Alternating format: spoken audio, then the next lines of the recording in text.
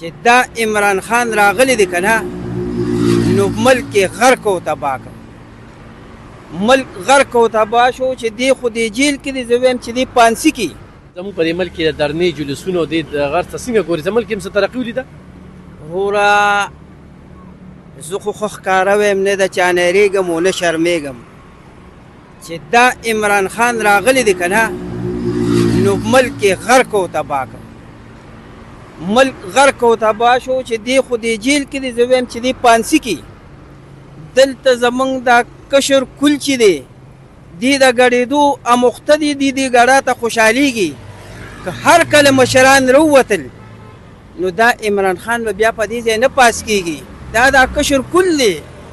ملګری اوس بل وزیر اعلی شو هغه سره د درنو غم دی چې وی عمران خان دې ښایي شي. هلکه دې عوامو ته پام وکړه. دا عوامو دونه ګراني راله په هر ځای کې هسپتالونه وګوره، روډونه وګوره، سکولونه وګوره. دا خو زمونږ تباه و آبادي.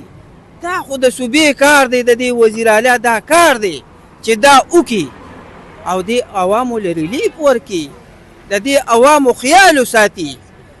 دا خو دې راغلي دا هغه چېرته د غرونو د علاقې دی او زمونږ دا خلک ورته دلته ګډېږي. هغه ورځ دلته دې رزړو ته راتله ونې هم صفا کوتې ونې هم ولې صفا کولې.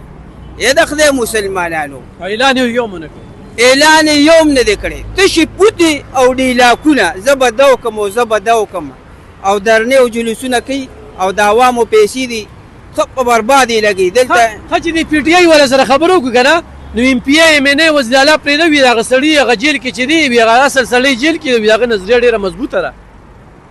زمونږ دې ته روجت شته نه.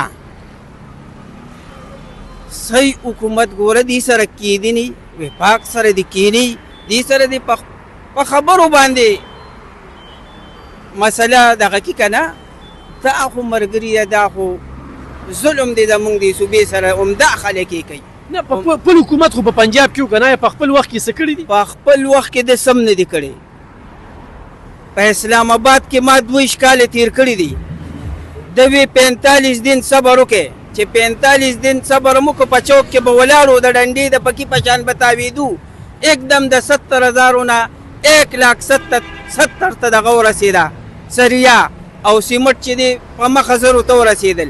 بیا یې 90 دن صبر وکړې چې 90 دن صبر مو کو دړې وروویشته نو د غریبانانو ته د 600 نه تروړه एकदम 1400 ته.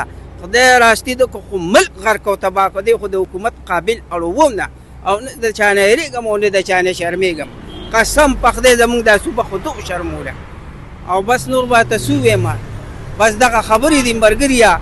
زمونږ د اوبو دا حال دی، زمونږ د روډونو دا حال دی، زمونږ د بجلۍ دا حال دی، زمونږ د هسپتالونو سکولونو دا حال دی، زمونږ د بچو دا حال دی. روزګارونه نشته، زمیندار غریبانان ټاټکي مار غرق هر څه ګران دي. څوک په څه کار وکړي؟ د سره د عمران خان غم دی.